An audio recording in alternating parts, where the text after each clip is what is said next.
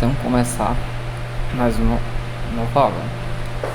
Apesar que a gente está na nossa terceira semana de aulas, né? Na nossa terceira aula, esse conteúdo ele inicia a questão da filosofia na história. E a gente começa ele podendo falar de forma breve, né? Não entrando muito a fundo sobre o que é filosofia, né? Sempre é bom trazer para explicação quando vou a filosofia o que ela é, né? Qual é o propósito dela, qual é o objetivo dela. A gente sabe filosofia, passo para vocês toda vez quando eu vou falar dela, introduzir o assunto sobre filosofia, que ela não é uma ciência, né? E o que configura conhecimento como ciência é ter um objeto de estudo, né? Um exemplo, a medicina, o corpo humano, a biologia, a vida, a geografia, o espaço, a natureza, né? A matemática são os números. Já a filosofia ela não tem um objeto de estudo porque ela é em si o próprio conhecimento, ela é o questionamento, ela é a observação mais, digamos, acurada, né? Ou apurada, quer dizer, mais profunda do questionamento das coisas ao nosso redor, das coisas como elas são, como elas se colocam dentro de nós, como as coisas funcionam, né? A gente vai questionar. Então no dia a dia a gente insere até essa questão da filosofia no nosso dia a dia como algo que faz parte, né? Que são momentos filosóficos. Muitas pessoas não sabem que estão filosofando, mas estão, né? Quando estão questionando, quando se perguntam tal atitude, o que é que está acontecendo com ela, se é aquilo mesmo, se é verdade, né? O ato de questionar e duvidar o que é colocado para você como algo absoluto, certo, né? Já é um ato de construção de conhecimento, né? Você desconstrói a lei, na verdade, primeiramente. Quando você questiona, você vai aprender a lei, você vai atrás, você muitas vezes desconstrói o que você já acreditava, você começa a perceber que não é bem daquele jeito que você acredita e você vai, no processo de desconstrução, vai construir algo ali que se encaixe melhor, né? Como a gente viu na aula presencial sobre desconstruir para compreender melhor, né? Processos de desconstrução e reconstrução, né? Desconstrução, ao mesmo tempo construção e reconstrução. Porque aquele processo, um exemplo, né, físico que você tem, ele é só desconstruir e volta, é reconstruído para voltar a sua integridade anterior, né, como estava antes. No conhecimento, esse processo ele vem para não só colocar de volta o que foi desconstruído, mas acrescentar, né? Você completar, incrementar, né? Implementar algo novo ali para melhorar a compreensão das coisas ao nosso redor. Então ele coloca aqui na tela, como vocês estão vendo, a filosofia é um campo do conhecimento que estuda a existência humana e o saber por meio da análise racional. Do grego, o termo filosofia significa amor ao conhecimento.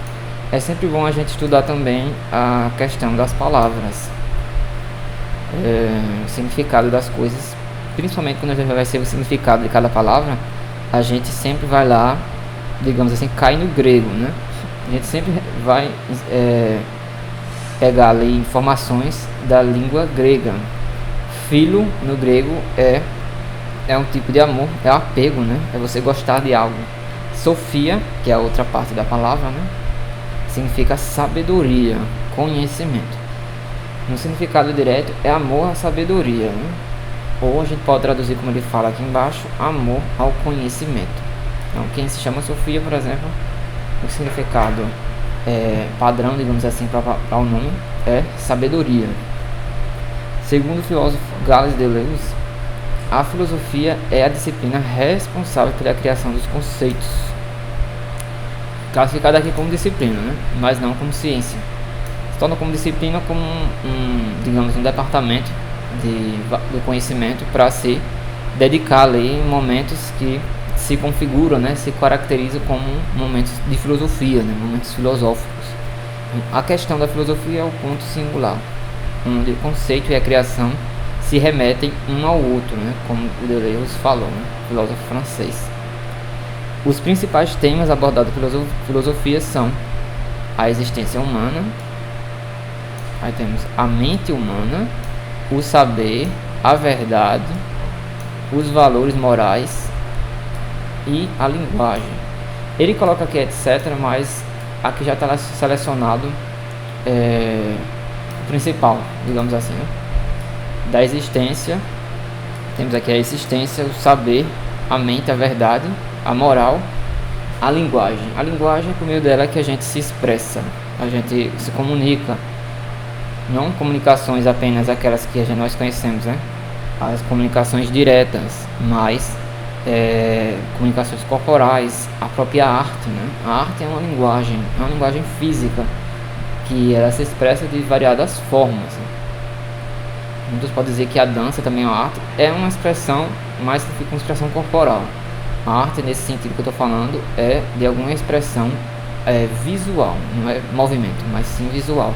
Seja ela sobre uma superfície, né? Vamos dizer uma arte 2D, seja ela uma arte 3D, né? Uma arte que se materializa com variados formatos, curvas, formas geométricas no espaço, né? Como as esculturas, seja elas esculturas que descrevem, né, alguma coisa da natureza, da existência, né, como o corpo humano, por exemplo, ou seja, esculturas abstratas, que não tem nenhuma definição ali, baseada em algo da realidade, né?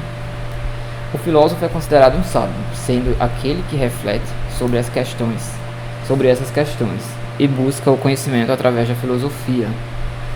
Fala aqui o filósofo como um profissional da área, digamos assim, mas qualquer pessoa que for no sentido do seu próprio conhecimento, que eu falei que tem os momentos filosóficos, né, que nós podemos ter diariamente ao longo da nossa vida, nos traz sabedoria, e obviamente o que vai lidar com a filosofia de forma, digamos, profissional é considerado sim um sábio.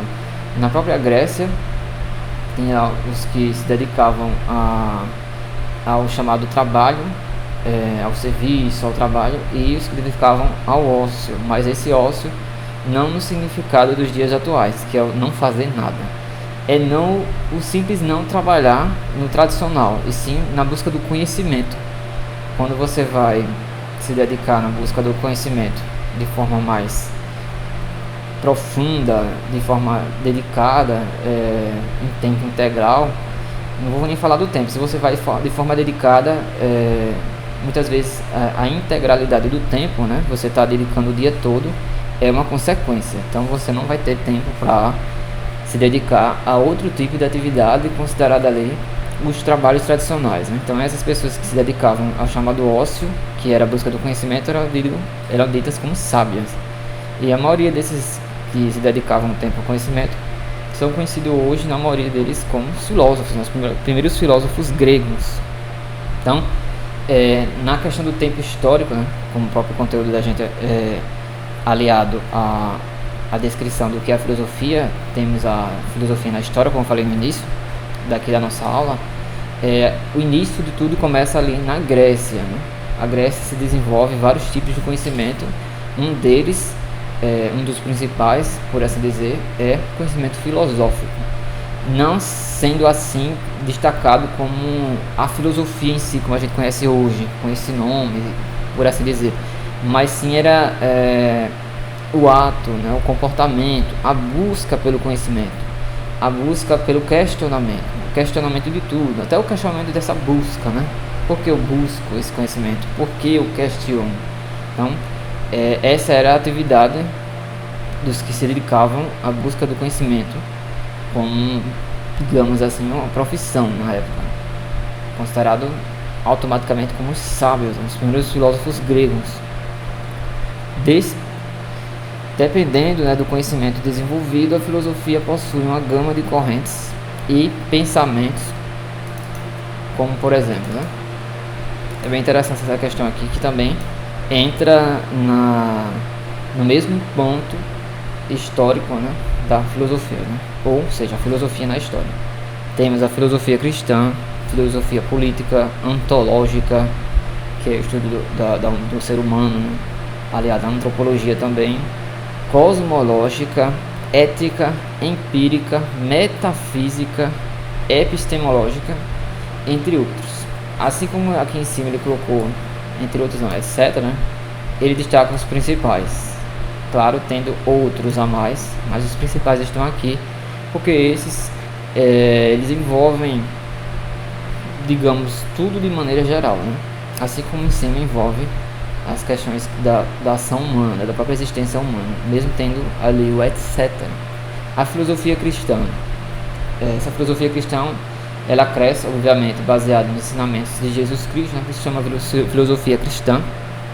Não seria, se fosse de forma geral, né, o que viesse antes de Jesus e depois, seria uma filosofia bíblica, por assim dizer, baseado na tradição judaica e cristã. Mas aqui ele se refere apenas à era de Cristo, né, o que vem após dele, principalmente os seus ensinamentos. Ensinamentos que envolvem os relacionamentos entre ali os membros do cristianismo, os membros na fé, como os irmãos, por exemplo.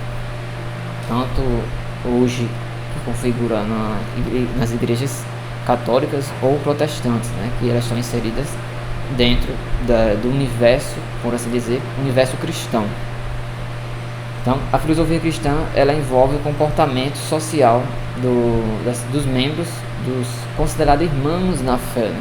Essa questão de ser da própria irmandade, digamos assim, cristã, né? Entre os membros da crença cristã, da religião cristã, já entra na questão do tipo de relacionamento que a gente debate também quando fala de amor, né? Esse amor, esse amar ao próximo, o compartilhar o conhecimento, se colocar no lugar do outro, todos os códigos de condutas que sempre procuram pelo equilíbrio, buscam pela lógica, é o que define uma filosofia cristã.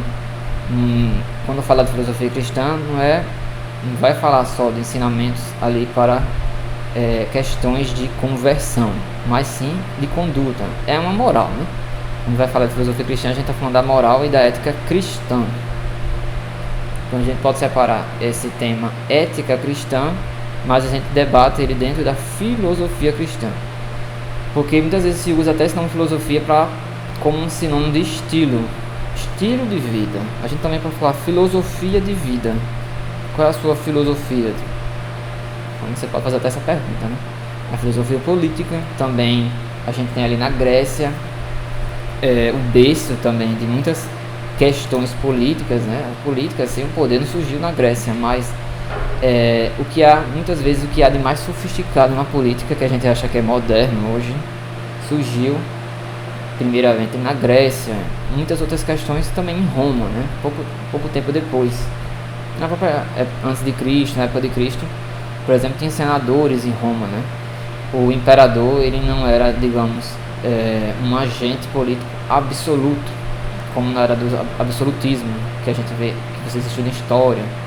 Então, tinha os senadores. Se fosse um poder absoluto, não seria necessário ali, digamos, administradores do Estado, né? Como os senadores são, legisladores, na verdade. A política, ela já era uma coisa sofisticada na época ali, antes de Cristo, em sua época. A própria democracia surgiu na Grécia, antes de Cristo. Você delegar ali através do voto, né? Claro que não era todo mundo que votava, mas algumas pessoas, mas se configurava como a democracia, né? Porque você tinha pessoas ali que representavam, digamos, grupos da sociedade que seus votos eram levados em conta para escolher ali os seus líderes das polis, como cidades, né? Cidades-estados que tinha na Grécia. Hoje seriam mais como estados mesmo, né? Estados de um país, mas elas tinham autonomia e cada uma era governada por digamos, um prefeito, e eles eram escolhidos. Claro que quem votava era só os homens, um certo poder aquisitivo, mas sim, ainda assim, dessa forma, mesmo que não universal, né? Que universal seria para todos, havia aí a escolha, né? A escolha ali por um grupo ali, digamos, seleto de eleitores. Pulando a ontologia, temos a cosmologia. O que é cosmologia? Como cosmo é o todo, a gente pode apresentar como espaço, o universo. Quando a gente fala de universo, a gente fala de tudo, né? A gente fala do planeta Terra, a gente fala do planeta Terra e a Lua, o sistema solar, a nossa galáxia, né, a Via Láctea, as outras galáxias, como a mais próxima, a galáxia de Andrômeda, e assim vai. A gente fala de todo o conjunto, mesmo que seja uma coisa, digamos, praticamente infinita, a gente está inserido. Por mais que quando a gente vai falar da Terra, a gente vai falar só da Terra especificamente, mas a Terra está no universo, né, nesse universo observável. Então, quando a gente usa essa palavra universal, a gente se refere a um todo, ali que tem várias partes. E o próprio universo também pode chamar cosmos. Então, o cosmos vem do todo, e a lógica, ou logia, é o estudo.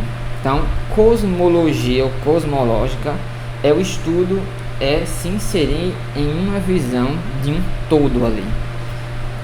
Para vocês entenderem melhor, é como você vai estudar algo, por exemplo, está dentro ali é um objetivo seu de pesquisa, de sua profissão. Você vai estudar algo que não é o que você acredita, mas você quer ter respostas ali para finalizar ali um projeto, finalizar um trabalho de pesquisa. Você vai se inserir naquele universo. Na maioria das vezes isso envolve crenças, por exemplo. Você vai estudar uma religião na qual não é a sua, mas você, para entender melhor alguns preceitos, claro que você não vai conseguir entender por todo, que você precisa ter a fé naquilo ali, né? Que é o que sustenta as crenças, é a fé. Você vai se inserir na medida possível dentro daquele universo, né? Você vai ter uma visão cosmológica. Você vai, na medida do possível, tentar enxergar dados, né? Certas conclusões de uma visão externa, né? Externa à fé, mas que você vai se inserir naquele universo. Mas pronto, uma cosmologia cristã. Você tem uma pessoa que é de outra religião, ou ele é ateu, né? Uma pessoa ateia, e vai estudar o cristianismo, né? Vai entender como é que se vê o mundo criado por Deus, né? Essa concepção da vida eterna, da trindade, da questão de Jesus Cristo, dos milagres. Então, vai se inserir nesse universo para ter alguns, digamos, argumentos que sejam baseados na visão dos fiéis, na visão dos próprios cristãos. Um exemplo disso, muitas pessoas querem entrar em uma discussão, muitas vezes inútil, né? Uma perca de tempo, quando alguém, tanto um lado como o outro, tenta converter a pessoa, seja converter a pessoa a não acreditar em Deus, seja converter a pessoa a acreditar em Deus.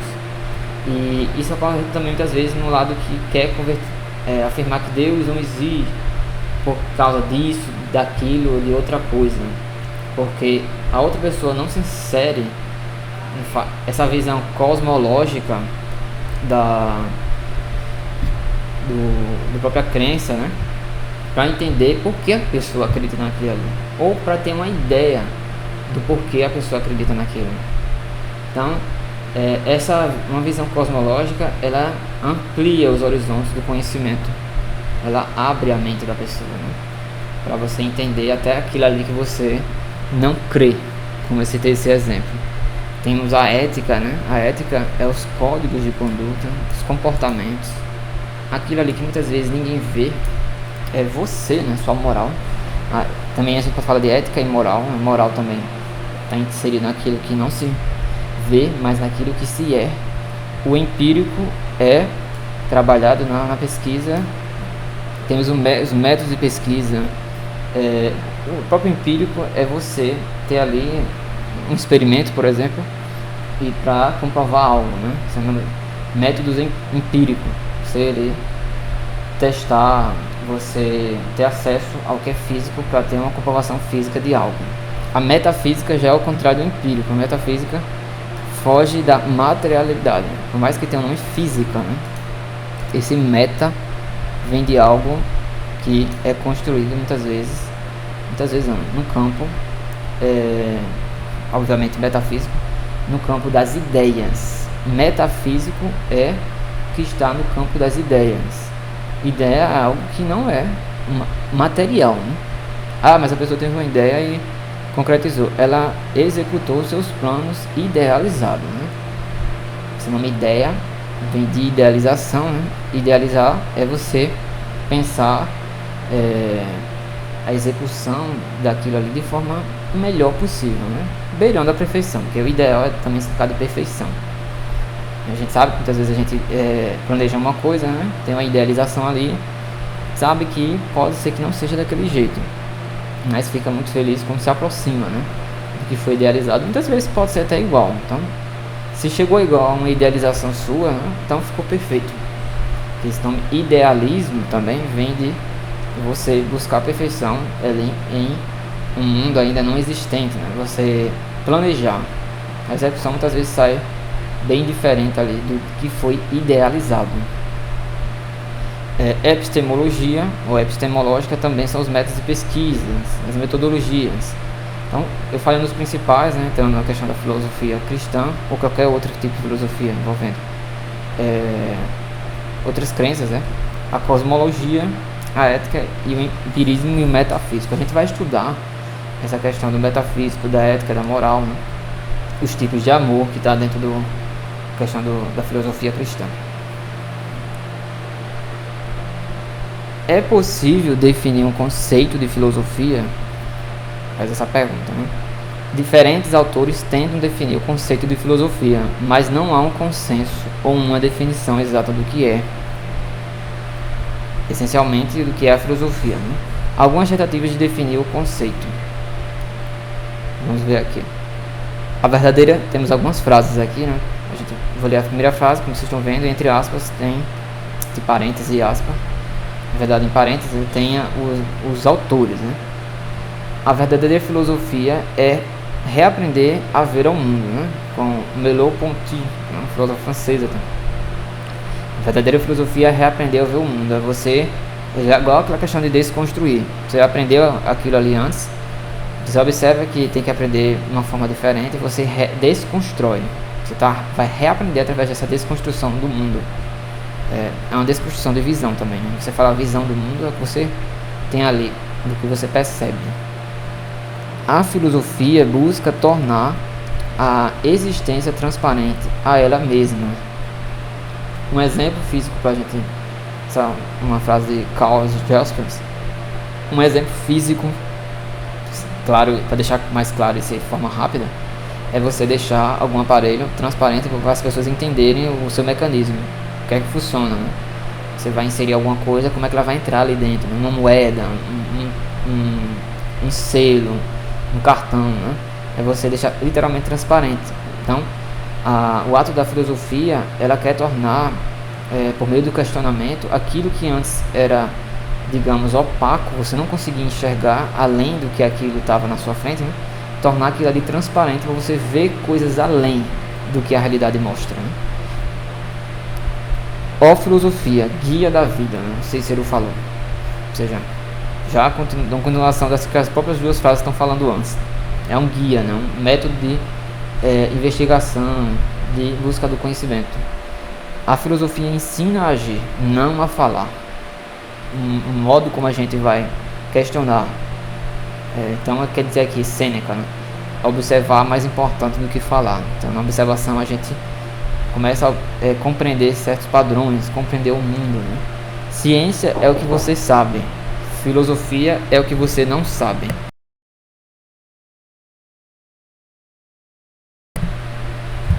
A ciência é o que você sabe, filosofia é o que você não sabe, né? Então, você não sabe ainda, muitas vezes, você vai questionar. A gente só vai questionar o que a gente não tem a resposta. Então, a ciência ela tem suas conclusões para a construção do conhecimento. Você só constrói conhecimento científico com base em conclusões de pesquisas, né, de experiências, de testes, ou também você teoriza sobre conhecimentos já estabelecidos, né? Já a filosofia ela vai questionar até esses processos da ciência. Foi o que o Bertrand Russell disse. A filosofia é um caminho árduo e difícil, mas pode ser percorrido por todos, se desejarem a liberdade e a felicidade, né? É difícil, mas muitas vezes as respostas certas, né? Isso que o Baruch de Spinoza quer dizer, as respostas certas não são tão fáceis de conseguir. Muitas vezes as respostas fáceis são somos nós mesmos que nos dão, né? Mas que quando a gente analisa aquilo ali, essas respostas são mais desculpas do que respostas, né? Mas ele quer dizer aqui que pode ser percorrido por todos, quando todos querem buscar algo melhor para a sua vida, seja algo melhor material, seja uma compreensão mais profunda, mais sábia da própria vida, né? Se queres a verdadeira liberdade, deves fazer-te servo da filosofia. Você ser livre, se desprender das coisas que te obrigam a ser isso ou aquilo. Mas ao mesmo tempo você se torna, como Epicuro quer dizer aqui, algo que está ligado sempre a questionar. Vai ser uma obrigação sua. Por isso que fala servo da filosofia. Filosofia é a batalha entre o encanto da nossa inteligência mediante a linguagem. É como a gente se expressa, né? A inteligência dando no sentido de buscar ali, no meio de leituras, da própria fala, da escuta, né? Por isso que ele fala linguagem. Fazer qualquer coisa da filosofia, né? Ou troça, como diz aqui, é na verdade filosofar. Mesmo quando você analisa a filosofia e critica o que ali é estabelecido, você está filosofando de qualquer forma. É o que o Pascal quer dizer. Então, gente, a gente vai parar por aqui hoje, né? A gente continua essa questão da filosofia na história. A gente passou aqui por vários tipos de filosofia antes dessas frases, né? E eu deixei claras as questões da importância do período da Grécia para a própria filosofia, para o próprio conhecimento. Então, gente, até a próxima aula. Até mais.